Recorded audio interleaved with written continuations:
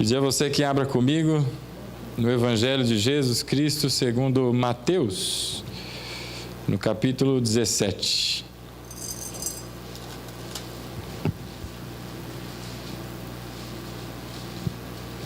Enquanto os irmãos acham, queria lembrá-los, já tem circulado aí pelo WhatsApp, pelo Facebook, que dia 4 de fevereiro, às 9 horas da manhã, nós retomamos a Escola Bíblica Dominical. As férias acabaram, já se prepare aí, 9 horas da manhã. Se quiser chegar um pouquinho mais cedo, tem um café da manhã te esperando aqui, um café bem feitinho, né? Não sou eu quem faço café, então fique despreocupado. Tem um pãozinho bem gostoso para você. E às 9, pontualmente, damos início às aulas. Então, venha, não é? Não seja vencido pelo edredom, não seja vencido pela canseira, pela preguiça, ou por qualquer outro motivo. 2018, né?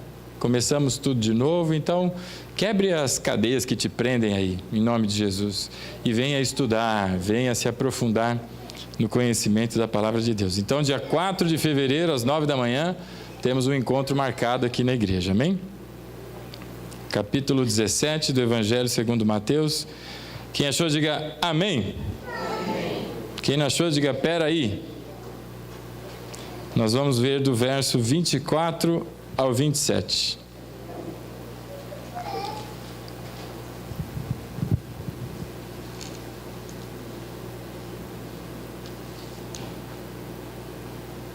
Assim diz a palavra do Senhor. Quando chegaram a Cafarnaum, os fiscais do imposto de 2 dracmas aproximaram-se de Pedro e lhe perguntaram: o vosso mestre não paga o imposto de 2 dracmas? Ele lhe disse: paga. Quando Pedro entrou em casa, Jesus antecipou-se, perguntando: que te parece, Simão? De quem os reis da terra cobram imposto ou tributo? Dos seus súditos ou dos estrangeiros? Em algumas versões, dos filhos ou dos outros? Versículo 26, e ele respondeu: dos estrangeiros. E Jesus lhe disse: então os súditos estão isentos. Em algumas versões, então os filhos estão isentos. Versículo 27, mas para que não os escandalizemos, vai ao mar, lança o anzol, tira o primeiro peixe que pegares, e ao abrires a boca dele, encontrarás um estáter. Toma-o e entrega-o por mim e por ti. Amém? Feche os teus olhos, curve a sua fronte, oremos mais uma vez. Pai Santo, Pai querido, bendito é o teu santo nome, Pai. Te agradecemos por mais uma oportunidade que o Senhor nos dá, de na tua presença, Senhor, nos alimentarmos. Que o Senhor continue a nos abençoar nessa noite, assim como o Senhor generosamente tem feito desde o início. Que o Senhor nos atravesse, ó Pai, com a tua graça, com a tua palavra. Que todas as barreiras, Deus, sejam vencidas nessa noite, para a honra e glória do teu santo nome.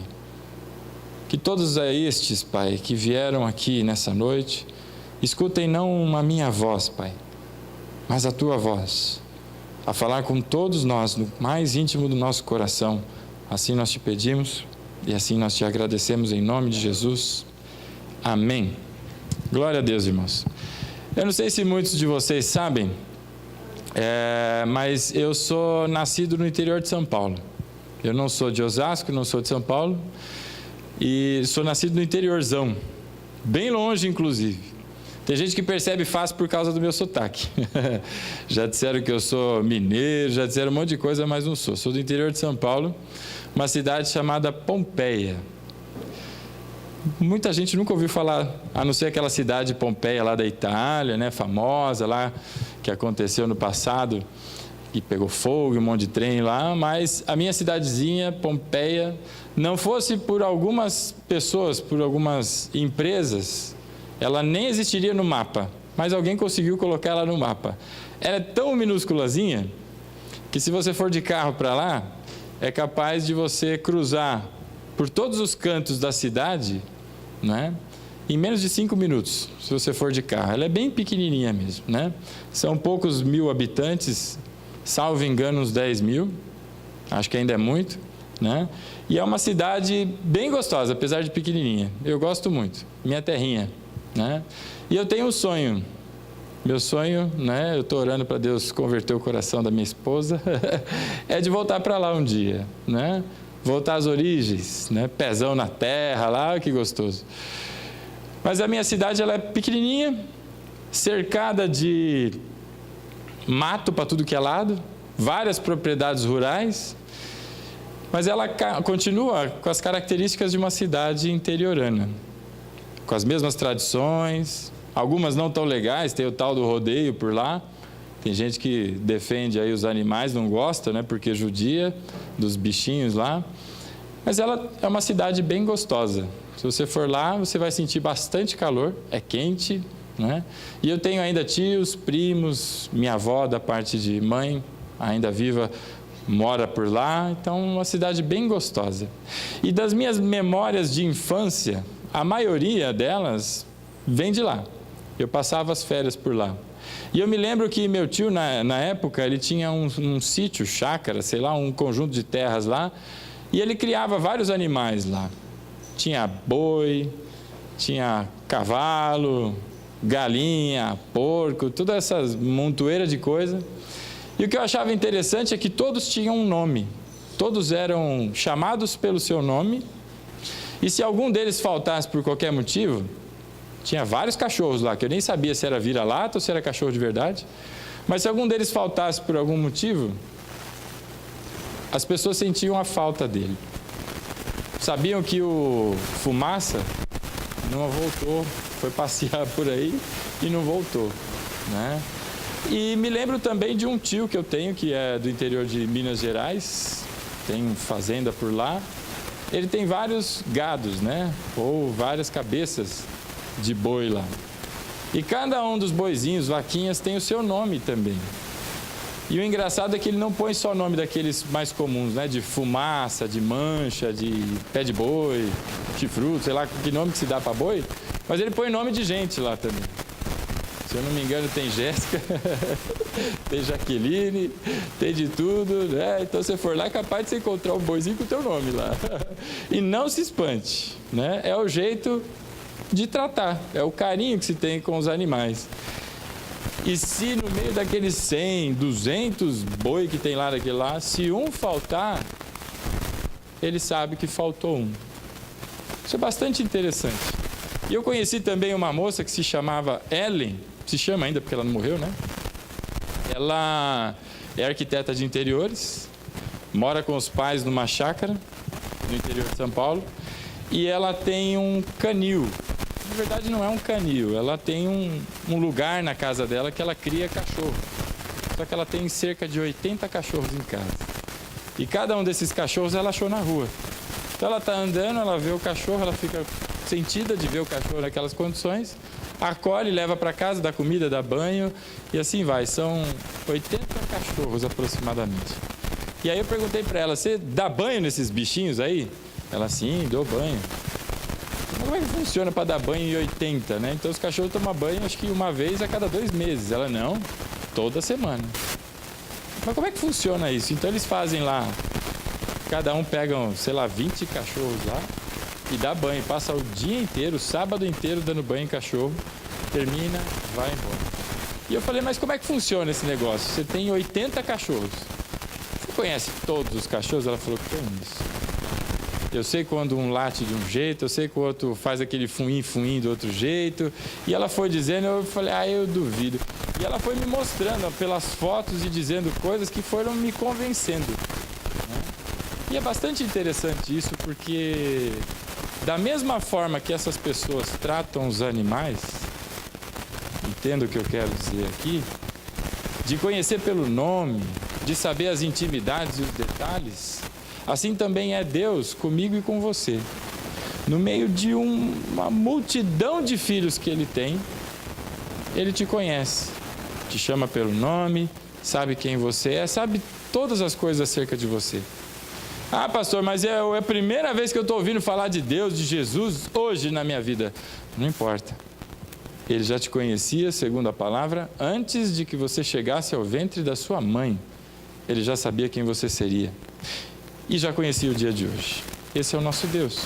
E essas características maravilhosas de Deus, que refletem e transbordam o seu amor precioso por mim e por você, estão descritas nessa passagem que nós acabamos de ler. Muita gente se confunde com o texto. Eu já ouvi essa pregação para falar do momento da oferta, né? A turma mandando pescar para abrir a boca do peixe, tanta coisa, dizendo que o teu dinheiro aí é o anzol, tanta groselha que eu já ouvi por aí. Tantas coisas se falam acerca desse texto, mas nele tem algumas características muito preciosas do olhar que Deus tem sobre a sua vida e sobre a minha vida. E é sobre isso que eu queria falar com você nessa noite. Se você, não fecha a tua Bíblia não, se você notar lá no verso 24, diz que os discípulos de Jesus voltaram a Cafarnaum. No capítulo 17 do Evangelho de Mateus, começa falando sobre a transfiguração. Tem um momento em que Jesus liberta pessoas de possessão. Muita coisa acontece e no retorno de todas essas coisas, eles regressam para Cafarnaum. Cafarnaum fica mais ao norte de Jerusalém. É onde Pedro tem uma casa. Pedro residia em Cafarnaum. E eles foram então a Cafarnaum, provavelmente, para um período de descanso. Não Jesus, mas seus discípulos. E quando eles estão chegando em Cafarnaum, a Bíblia diz que cobradores de impostos, cobradores do imposto de 2 dracmas, não é de qualquer imposto, mas é do imposto de 2 dracmas, chegam até Pedro para lhe fazer uma pergunta. Você deve ter reparado na leitura, eles olham para Pedro, aí no versículo de número 24, e dizem, e aí Pedro? Porque conheciam a Pedro, porque eram de Cafarnaum. E disseram para ele, falou, Pedro, você eu já conheço, eu sei que você paga os teus impostos. Mas e o teu mestre aí? Ele paga os impostos? E Pedro respondeu de súbito, sim, ele paga. Claro que paga. E ele volta para dentro da casa. Então Pedro estava sozinho, do lado de fora, quando esses que foram até ele para cobrar o imposto de 2 dracmas, chegaram até ele perguntando de Jesus, que não estava com Pedro ali. E só um parênteses, o imposto de 2 dracmas foi estipulado por Moisés há muito tempo atrás. Você vai encontrar isso no capítulo 30 do livro de Êxodo, em que ele institui que cada pessoa tem um peso em prata a pagar anualmente. Isso acontecia todo mês de março. Todo mês de março de cada ano, todos aqueles que tinham mais de 20 anos tinham que pagar 2 dracmas como uma referência à salvação que aconteceu lá do Egito. Capítulo 30 de Êxodo, você vai encontrar isso. Então, religiosamente, todas as pessoas em março, no mês de março, pagavam o imposto de 2 dracmas. Esse era o imposto. Então, todo nascido de mulher, judeu, acima de 20 anos, devia ao templo, porque esse dinheiro era dado ao templo para sua manutenção. E vamos falar sobre isso. Tem muita gente que fala dos dízimos, né? O povo, naquela época, era submisso a Roma. E Roma exigia uma tributação de 1/4 de tudo que era plantado, colhido e toda a renda das pessoas, fora outros impostos. 1/4. Pensa no seu dinheiro, você ganha R$1.000, 250 você já perdeu, foi para Roma, dançou, é um imposto. Aí você chega, outras coisas vão acontecendo. Aí você chega lá na tua terra. Quando você chega lá, 10% da sua renda, o dízimo, era devido ao Senhor. Então as pessoas iam lá e entregavam 10%. Ou seja, se você ganhasse R$1.000, perdeu 250 e agora entregou ao templo mais R$100. Depois dos 10%, tinha mais 1% que era dado aos pobres. 10% vai para o templo, para a manutenção de toda aquela máquina que se tinha na época. Depois mais 1% eram dados aos pobres. E entre outros tributos que se tinha na época, tinha também o de 2 dracmas. 2 dracmas é o equivalente a 2 dias de trabalho. Se você pegar o salário mínimo hoje, que é uma referência do ganho do trabalhador, você divide isso por 30 ou 22, pensando em dias úteis, você vai encontrar quanto o cara ganha por dia. era equivalente então a 2 dracmas. Esse era o imposto que se pagava. E perguntaram para Jesus: e aí, ele paga ou não paga? E Jesus responde, aliás, Pedro responde de imediato: sim, Jesus paga. E quando Pedro entra para dentro, não dá para entrar para fora também, né? Quando ele entra, portanto, lá na casa onde está Jesus, não é? A gente tem que se autocorrigir aqui, né? É ao vivo, né? Não tem nada de roteiro aqui, né? E aí, quando ele volta, ele encontra com Jesus, e antes de que que Pedro dissesse alguma coisa, Jesus se antecipa e pergunta para Pedro. Essa pequena situação já demonstra que Deus está diretamente antenado com a minha vida e com a sua vida. E Jesus pergunta para Pedro, falou: Pedro, o que você acha? Ou o que te parece, como está no texto original? Simão Pedro, de quem os reis dessa terra cobram os seus impostos? Dos seus filhos ou de outras pessoas? Como está na nossa Bíblia aqui, como é que está aqui? Na minha versão, dos seus súditos ou de estrangeiros? Para quem que os reis da terra cobram os seus impostos? E Pedro respondeu na hora: para os estrangeiros ou para os outros. E Jesus responde para ele, falou: pois é, então Pedro, os filhos ou os súditos estão isentos do pagamento de impostos. Aqui eu queria fazer um parêntese, um parênteses, como se diz por aí. Muitas pessoas não entendem esse texto.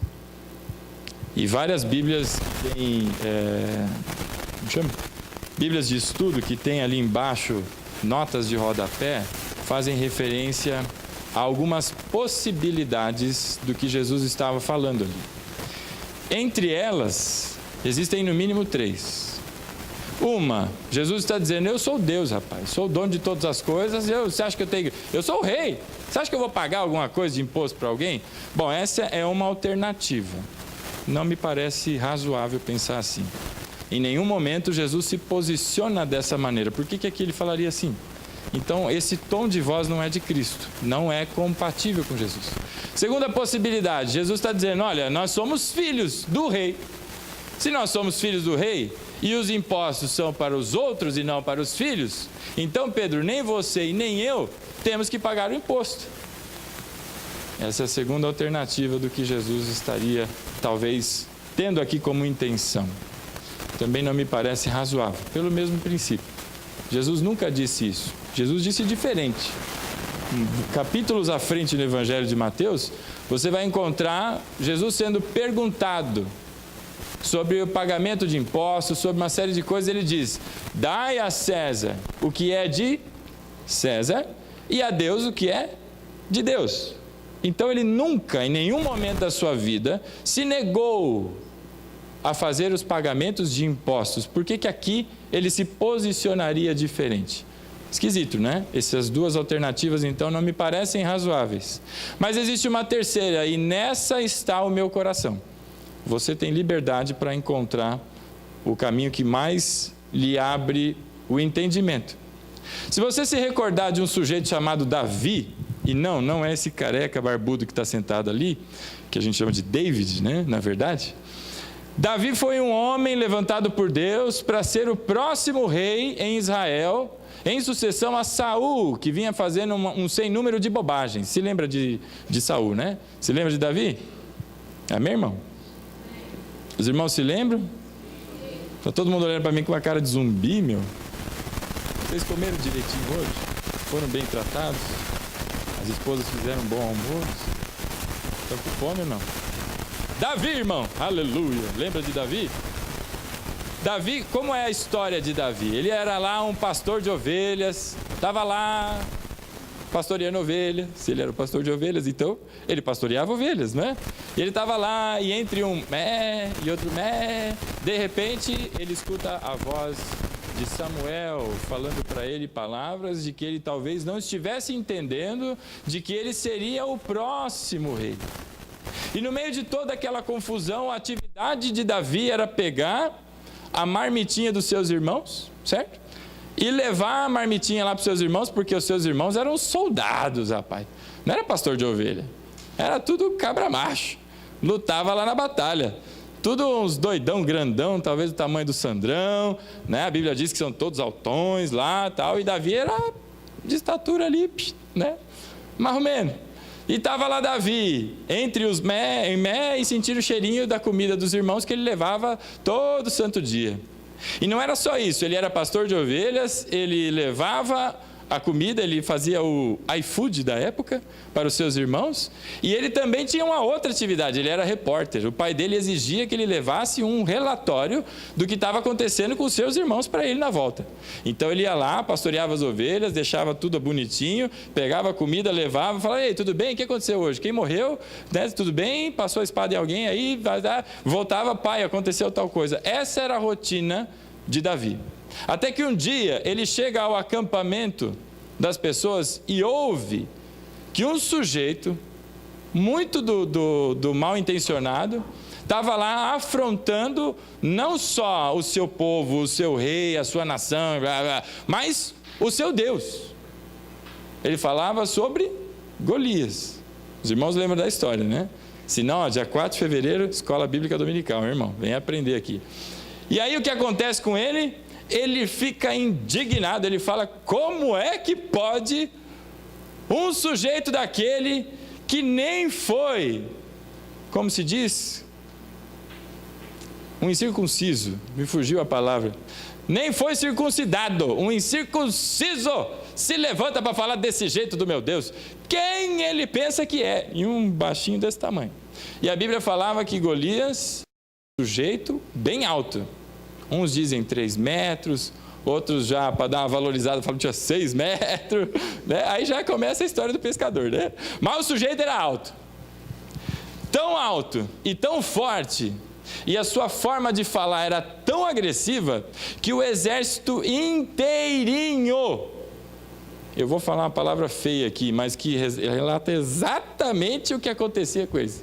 Eles faziam o número 2, quando ouviam a voz daquele sujeito. Se borravam tudinho. E as pessoas saíam correndo. Ai, porque ele passou 40 dias na frente do exército inteirinho de Israel, chamando: vem pro pau aí, ó. Cadê? E ó, esquece o meu exército aqui dos filisteus, esquece. Eu sou um só. Vem um de vocês aí e me enfrenta. Só um. E é o seguinte: se me vencer, o meu povo inteirinho vai submisso, escravo para o seu povo. Agora, se eu vencer, vocês se tornam escravos do povo filisteu.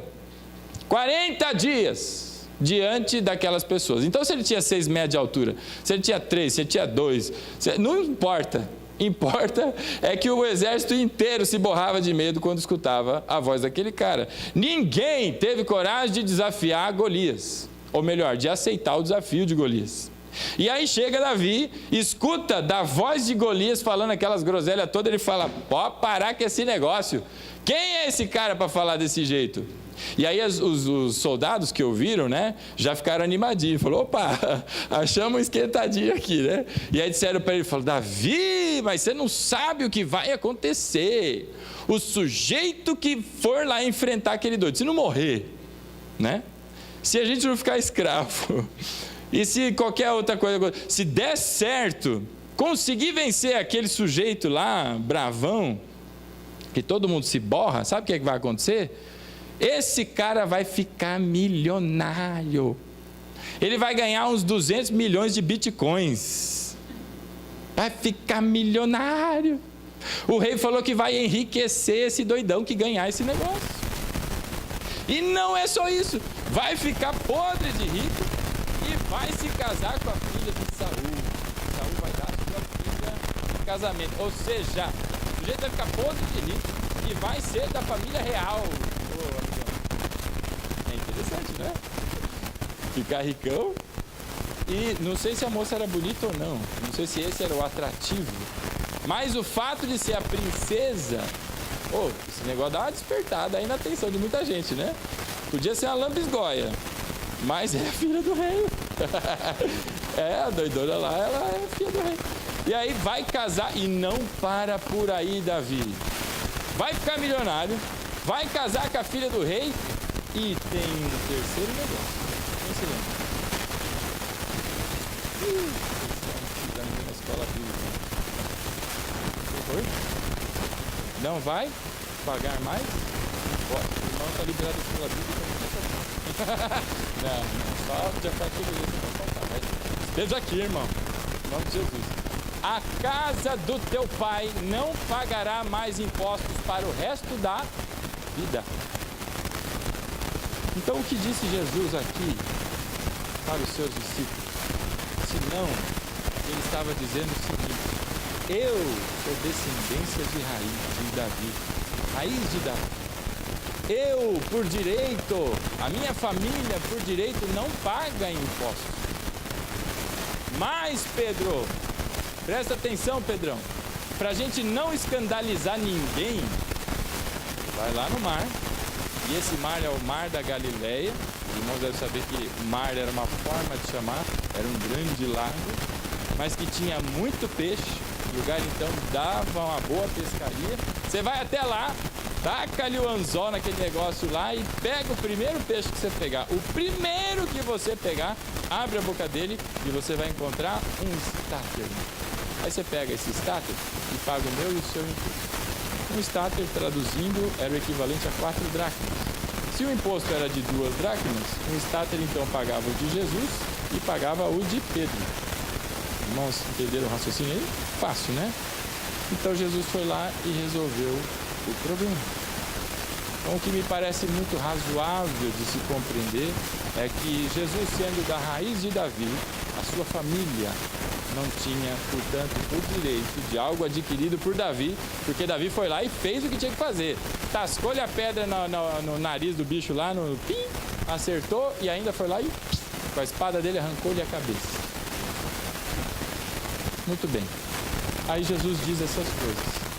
Quando Jesus diz essas coisas, ele está dizendo para mim e para você o quão atencioso ele é com a minha vida e com a sua vida. O quão detalhista e presente no meu dia a dia, no seu dia a dia, Jesus é comigo e com você, através de um peixe. Lembra, irmão? Aquela amiga que eu tenho, chamada Ellen, ela tem 80 cachorros. Ela conhece o nome de todo mundo. Deus, ele tem um sem número de filhos. Eu não sei quantos habitantes a terra tem. Eu não sei quantos ainda terão e nascerão. E também não sei quantos já se passaram. Todos esses são filhos de Deus. Nascidos de novo ou não, são nascidos da semente que Deus colocou nesse mundo. E para todos eles, crentes ou não crentes, os olhos de Deus estão voltados para os seus filhos. E ele conhece pelo nome. Ele sabe o sobrenome. Sabe o número que você calça, amigão. Sabe que você deu uma exagerada no Ano Novo e no Natal aí e deu uma aumentadinha nas medidas aí. Ele sabe de todas essas coisas. Jesus não perde um detalhe seu e nem meu. Através desses peixes aqui, desse peixe, Jesus mostra algumas coisas para mim e para você que eu queria que nós refletíssemos nessa noite. A primeira delas é que individualmente Ele te conhece. Meu irmão, não importa se é um átomo, não importa se é um elefante, um hipopótamo, o maior dos dinossauros que andou sobre essa terra. Deus conhece em detalhe a existência de qualquer tipo de vida no nosso universo inteiro, que nós conhecemos e que nós não temos a menor ideia que habita ou no fundo do mar ou em qualquer lugar dessa constelação aí, por aí afora. Deus sabe de todas as coisas. Sabe o que é uma coisa que deixa a gente bem constrangido?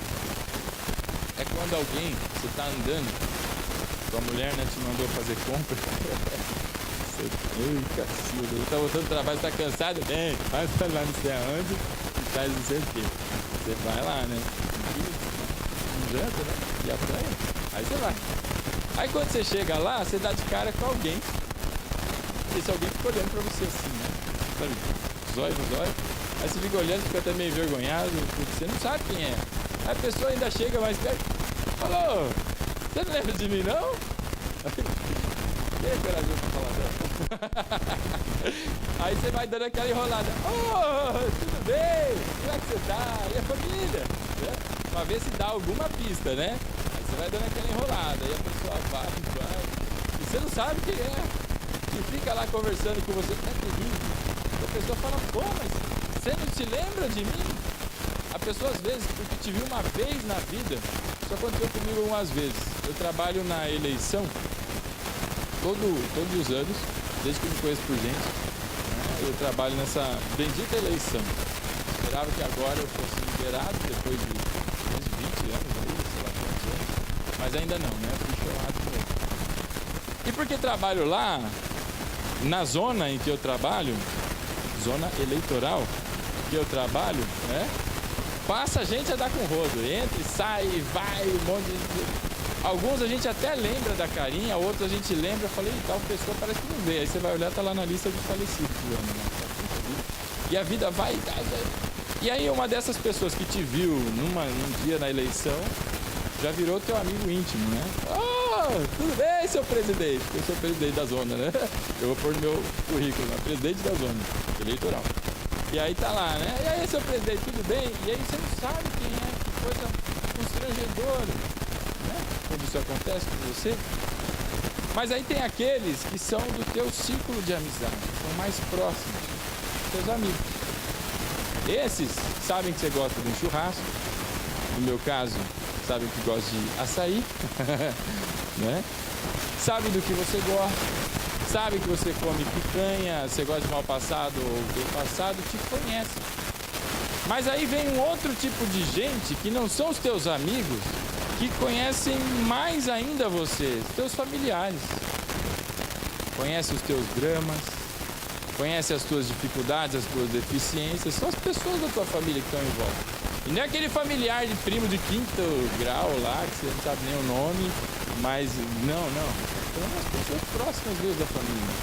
Elas te conhecem, mas ainda assim não te conhecem tanto quanto uma outra pessoa que mora junto com você e que dorme com você, o teu cônjuge, o teu esposo, o teu marido. Esses te conhecem com intimidade. Sabem de que lado da cama que você gosta de deitar, ou que não gosta de deitar. Já te implicou porque você larga as cuecas pelo chão lá, que não sei o que lá, ou é porque tem que fechar o box depois de tomar banho, porque você não fecha esse box bendito, não sei o que, é a toalha que não pendurou direito, sabe que você aperta lá o negócio da pasta de dente, e essas coisinhas parecem simples, mas dá um quebra-pau, né? Dá um trocó dentro de casa, essas bobeirinhas aí, mas essa pessoa com quem você divide a vida, os teus sonhos, os teus projetos de vida, o teu dinheiro, o teu tempo, essa te conhece de verdade, essa pessoa. Mas não a ponto de conhecer a integralidade. Conhece muito sobre você. Sabe quando você está com aquela carinha meio esquisita porque você está com fome ou não, mas ela não te conhece. Existe alguém que te conhece ainda mais do que você. E esse é do que ela, né? E esse alguém é você. Você se conhece muito mais do que o seu cônjuge te conhece. Você sabe de muitas coisas acerca de você.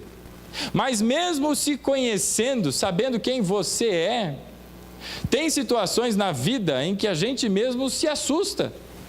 Porque a gente tem algumas respostas para a vida, para situações da vida, que a gente se espanta, fala, uai, eu fiz isso. Eu tive a capacidade de dizer essas coisas. Eu tive a capacidade de me levantar no meio de uma multidão e falar tanta bobagem desse jeito.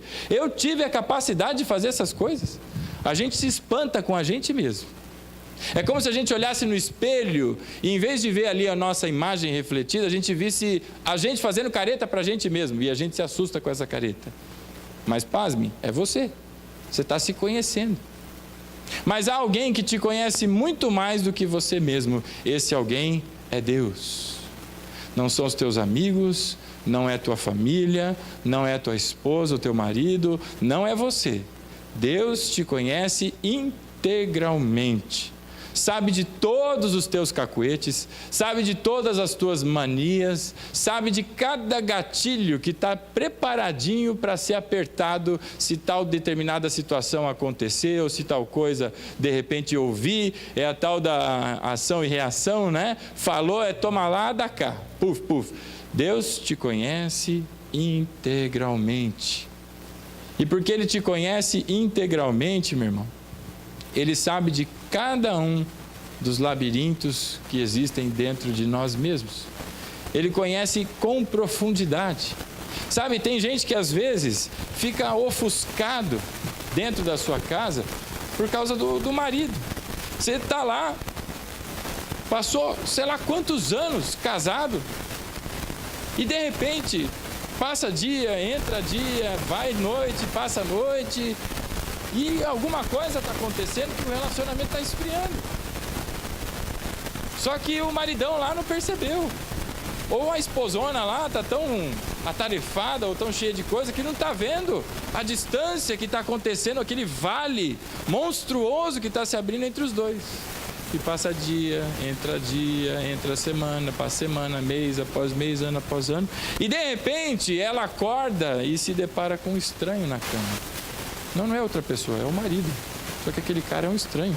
Ela já não reconhece mais. E ele também já não reconhece mais ela. E aí ela começa a olhar e fala, mas espera aí, eu já não sou mais ninguém, porque ele já não fala comigo direito, já não reage às coisas gostosas da vida como a gente reagia, eu não sou mais ninguém. E foi se ofuscando e foi sumindo e desaparecendo, dia após dia, sendo minado pelas coisas da vida, pela obscuridade que esse mundo oferece, tantas porcarias que se tem por aí, e as coisas foram acabando, foram secando, foram minando. E de repente ela acorda, ou ele acorda e já não reconhece mais. Quem é esse? Ou quem é essa que está do meu lado? O tempo passou e as coisas não foram percebidas. E dá um vazio dentro da gente, é uma coisa que é difícil de explicar. Talvez você já tenha vivido ou esteja vivenciando isso. Dá um vazio dentro de nós, é uma coisa horrível.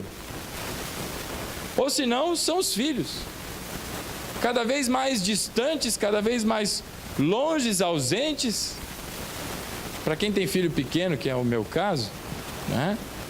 Pô, você cata na mão, não quer, vai, toma. Vai para dentro do carro.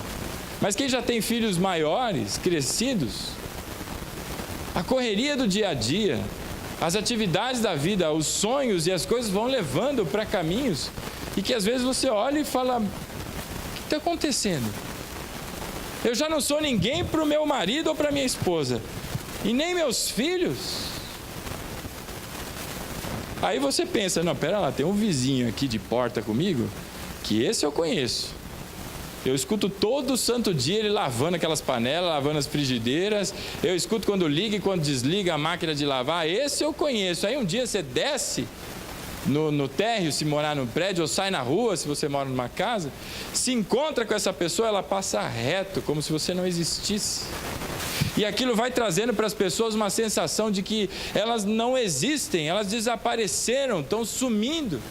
Esse é o efeito, meu irmão, dos dias de hoje. Muitas pessoas, um sem número delas, começam a olhar um para o outro e já não se enxergam mais numa realidade, numa existência. É como se fossem nulos, é um sentimento de nulidade, de vacuidade muito grande.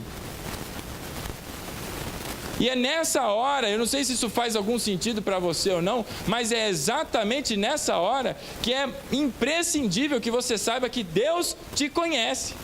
Deus sabe quem você é. Você pode talvez já não ser mais alguém ou não existir mais para o seu marido ou para a sua esposa. Já é um zero à esquerda, já é um ninguém, já não existe mais. Talvez seja também para os filhos. Talvez seja para o vizinho, para todas as pessoas, para o patrão. Às vezes você é um aposentado, se aposentou, já o mercado já não serve mais, você não serve mais para o mercado de trabalho e tantas coisas que acontecem. As pessoas vão entrando e isso engatilha, ou aperta o gatilho, melhor dizendo, de um processo depressivo dentro das pessoas. Porque vai sendo rejeitado aqui, vai sendo rejeitado ali e vai se afundando nas suas próprias estruturas. O seu alicerce é como se fosse um buraco em ruínas e vai descendo cada vez mais. Isso é perigoso, irmão. Por isso eu digo a você, Deus ama você. Você é alguém sim, Deus te conhece pelo nome. Sabe teu nome, sabe teu sobrenome, sabe tudo acerca de você.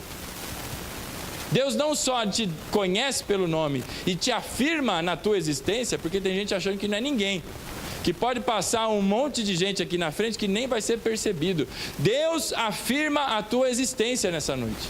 Deus te ama e diz, você é alguém sim, e você tem valor para Deus e para a sua comunidade inteira, para o reino de Deus e para todas as pessoas. Tem valor sim. Você não foi esquecido, você não é ninguém, você é alguém que tem nome e tem valor.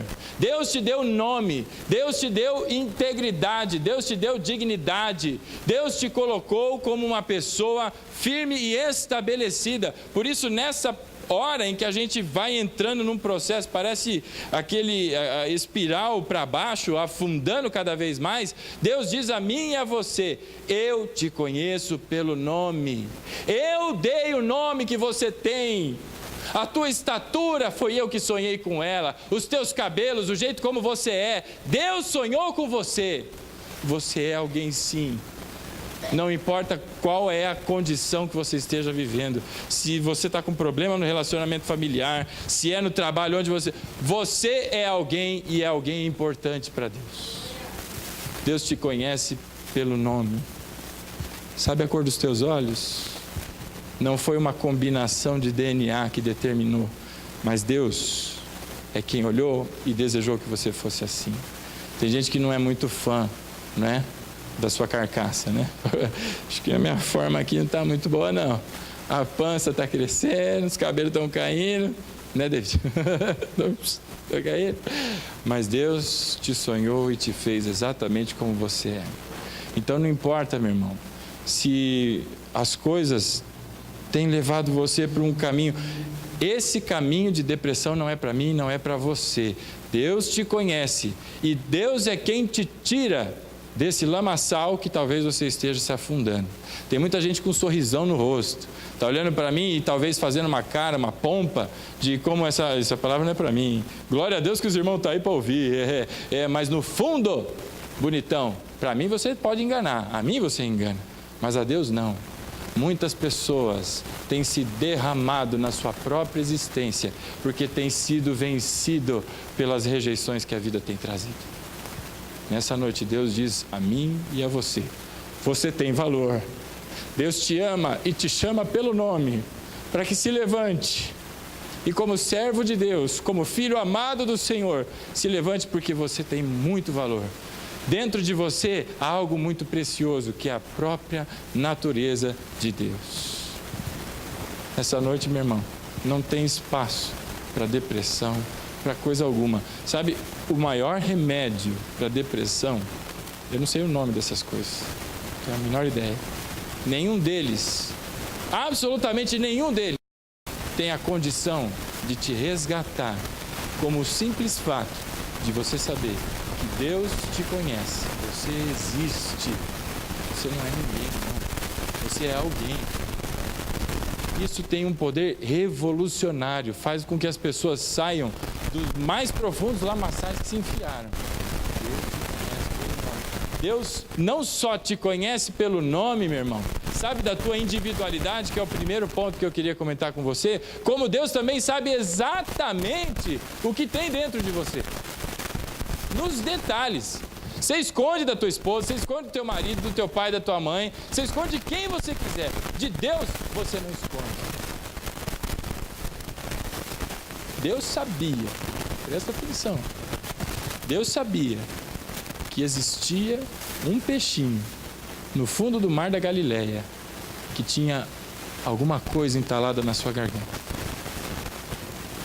Tem muita gente pensando que Deus fez um pim e apareceu uma moeda na goela do coitado do peixe lá.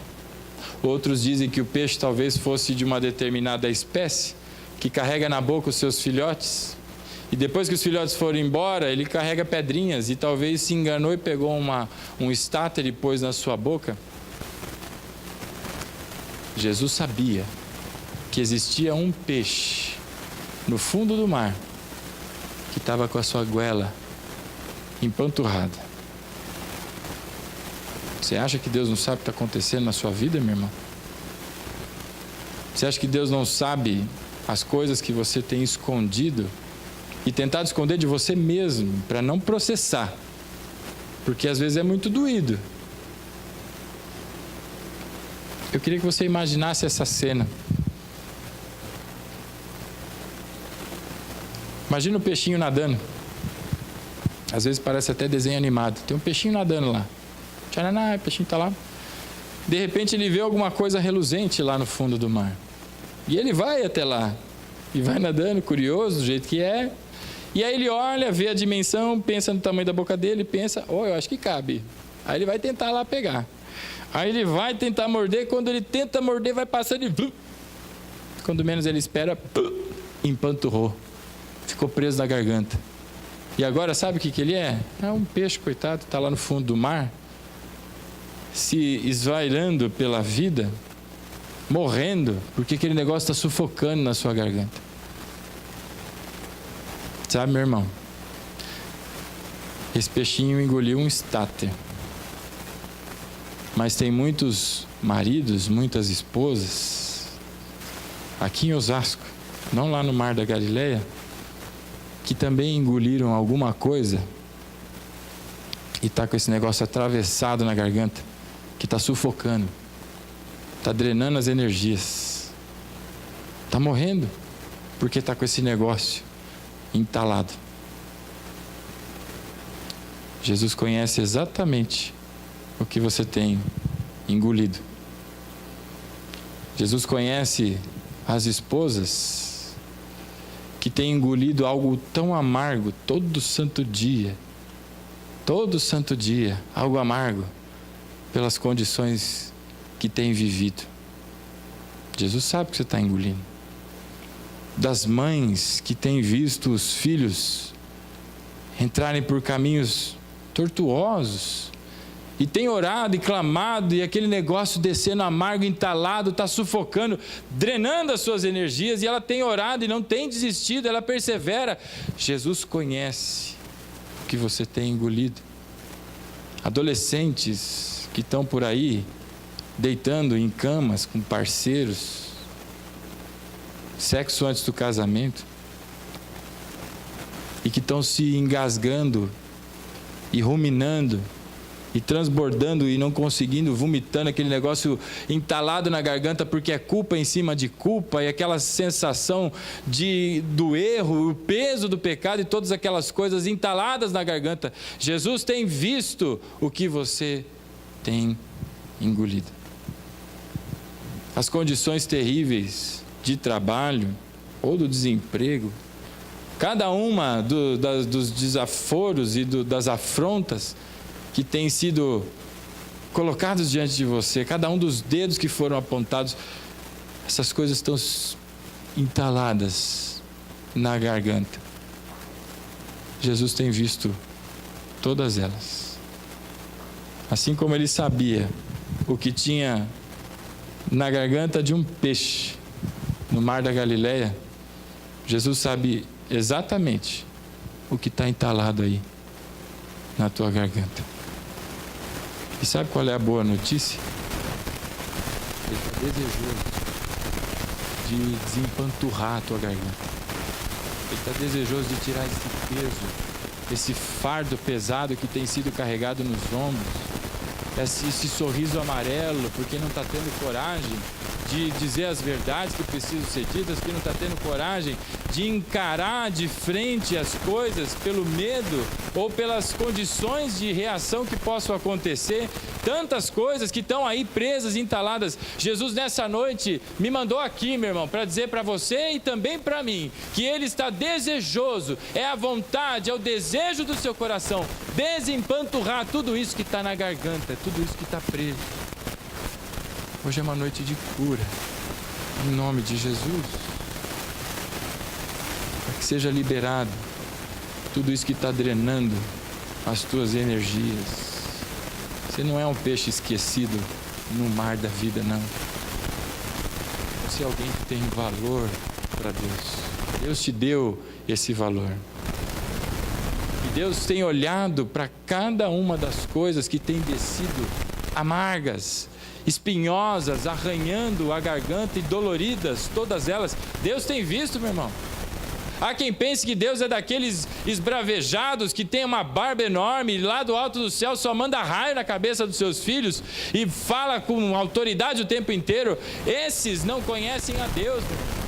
Deus é aquele que deixa as 99 ovelhas para ir atrás daquela que se perdeu. Ele é aquele que deixou o alto dos céus toda a sua glória, todos os anjos cantando 24 horas por dia, como ele era santo, glorioso e bendito para passar por aquela cruz, por mim e por você. Esse é o Deus a quem nós servimos. Ele está desejoso nessa noite de te limpar, de tirar essa sujeira toda, tirar tudo isso que está preso na garganta e de restaurar cada uma das coisas que foram quebradas, seja por sua falta de competência, seja por tua falta de prestar atenção às coisas, ou seja pelo que o mundo te conduziu a fazer. Deus nessa noite está desejoso de trabalhar na sua vida. Deus te conhece como indivíduo, sabe exatamente quem você é, sabe exatamente os teus medos, os teus pânicos, as coisas que você nem pensa em fazer. Jamais que eu vou me aventurar em tal negócio, ou fazer tal coisa. Deus conhece tudo isso, sabe o que está empanturrado e quer tirar tudo isso da sua garganta nessa noite.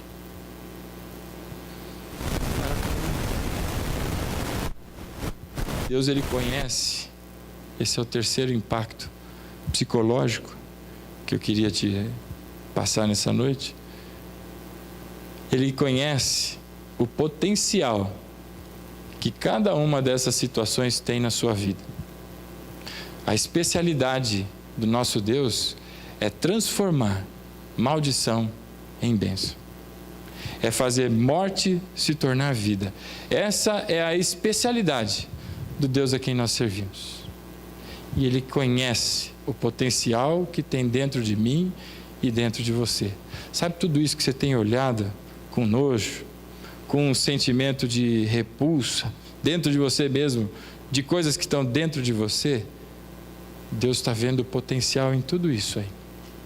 Deus é capaz de pegar aquela pessoa que odeia com intensidade, tem aquele ódio que domina e que faz com que ela se transforme quando aquele negócio sobe. Deus tem a capacidade de pegar essa pessoa, tirar esse ódio e no lugar colocar o amor. O mesmo que tinha a intensidade, ou a mesma intensidade que tinha para odiar e para labutar contra, essa mesma intensidade agora vai ser para amar. Deus transforma, meu irmão. Deus pega essa situação que você está pensando que tem sido uma grande maldição na sua vida. Deus sim é capaz. Eu não tenho a mínima ideia do que vai acontecer. Eu conheço a história de vida de alguns aqui. Eu não tenho a mínima ideia do que vai acontecer. A mínima. E se crente pudesse apostar, faria alguns bolões, né? E o que vai dar? E o que vai fazer? Quem dá mais? Eu vou fazer as apostinhas. Mas crente não faz aposta, né? Amém, irmão? Amém. Aleluia. Se eu pegar alguém na lotérica, pagar conta, né? As desculpinhas. Mas Deus pega essas coisas todas. Ele sabe. E Ele pode transformar tudo isso numa grande bênção. Aquele que não tinha mais vontade, com a mesma intensidade que era contra, Ele transforma, renovando a mente, mudando a natureza,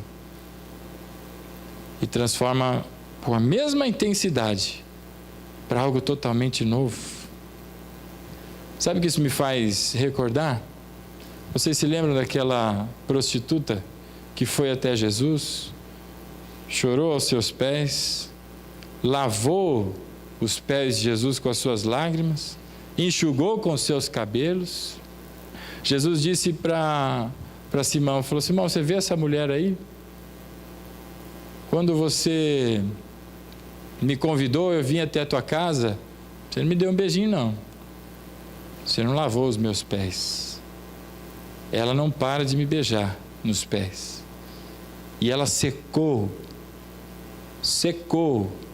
os meus pés com os seus cabelos.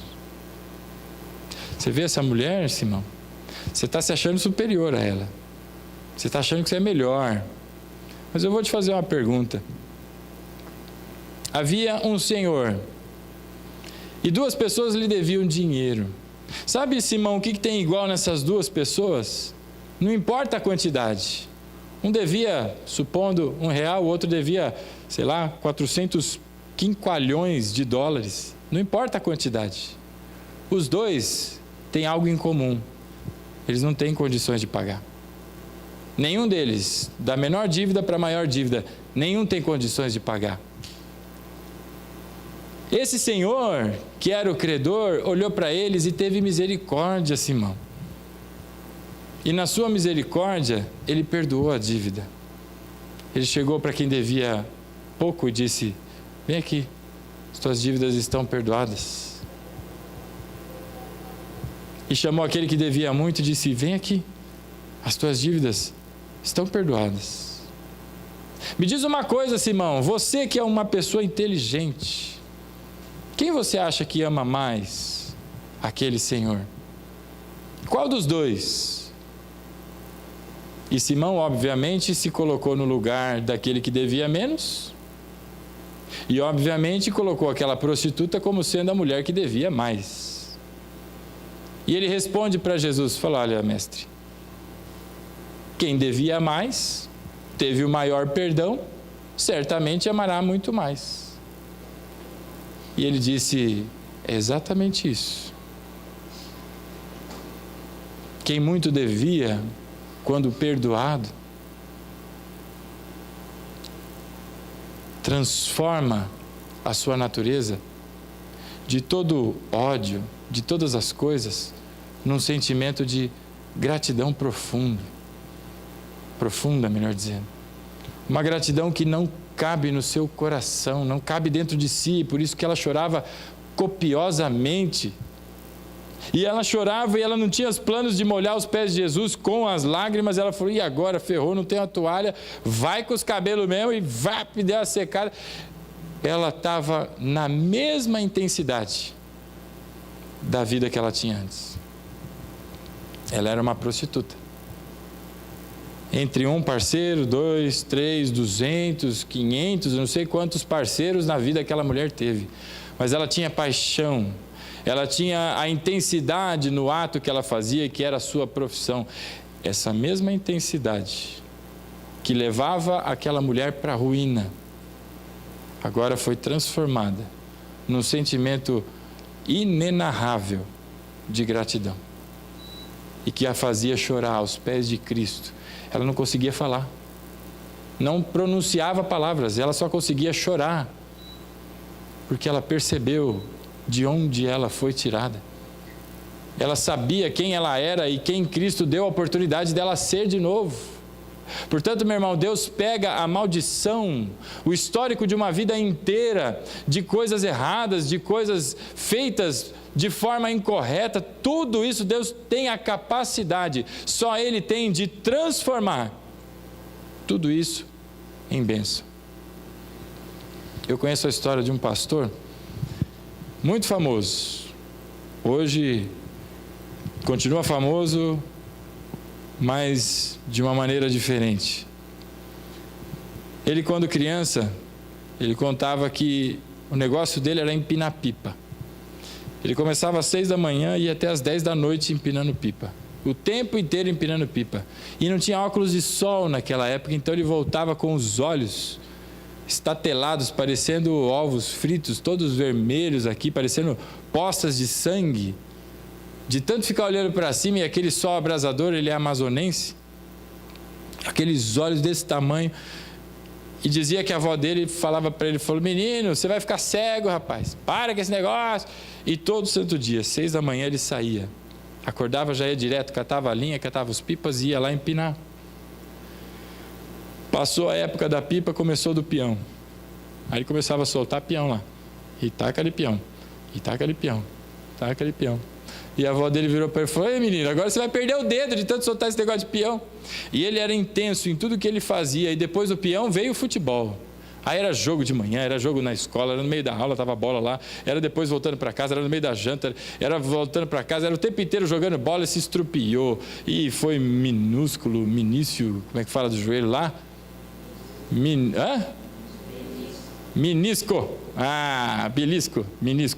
Menisco do joelho, tanta coisa, se estrupiou e foi, passou a fase da bola, entrou na juventude mesmo, né? Saiu da adolescência, começou a perceber que ele precisava lutar para se defender, porque era uma pessoa de uma posição muito humilde, tinha vários problemas, e aí entrou numa academia de jiu-jitsu e falou: já que é para bater, agora eu vou bater direito, e foi arrebentando todo mundo na rua, e sendo arrebentado também, apanhava e batia, era aquela coisa horrível, e aquele negócio foi indo, e ele não se encontrava, nem com a família, nem com as coisas, de repente se enfiou nas drogas. Tudo que ele fazia era de uma intensidade muito profunda. Ficou viciado por um bom período de tempo, até que um determinado dia, você já ouviu aquela música que diz: tocou-me, Jesus tocou-me, de paz ele encheu o meu coração. Foi isso que aconteceu com aquele homem, foi tocado pelas mãos preciosas, daquele que sabia o que estava dentro da garganta, de que sabia o nome e esperou ansiosamente para aquele dia. E Jesus tocou na sua vida. Aquele homem, com toda aquela intensidade que sempre era nociva para ele, ele dedicou toda a sua intensidade para uma vocação, para uma devoção ao Senhor, e se tornou um grande pregador. Por isso, meu irmão, Deus tem a capacidade de transformar maldição em bênção. Deus tem a capacidade de mudar toda uma trajetória, não importa. Mas e as marcas, e as cicatrizes, e as coisas? Elas vão ficar lá, não vão sair de lá. Mas ao olhar para elas, a dor já não vai ser mais sentida. E no lugar da dor vai ser percebido o mover de Deus para mudar essa realidade. Nessa noite, meu irmão, Deus me convidou aqui para pescar você. Do mesmo jeito que Pedro lançou um anzol e lá dentro da boca daquele peixe encontrou um estáter, Deus me mandou vir aqui essa noite para soltar uma isca aqui, e que você se deixe ser pescado nessa noite por Deus, para te tirar dessa depressão, dessa angústia, desses horrores que tem tomado toda a tua energia. Quando se deita para dormir, a cabeça vai a mil, e os pensamentos e tantas coisas, e isso e aquilo e aquele outro.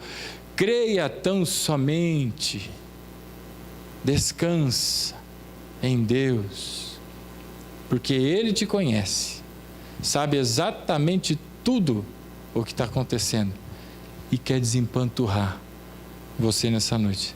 Seja pescado por Deus, em nome de Jesus. E eu quero orar com você e orar por você. Por isso eu peço que você se levante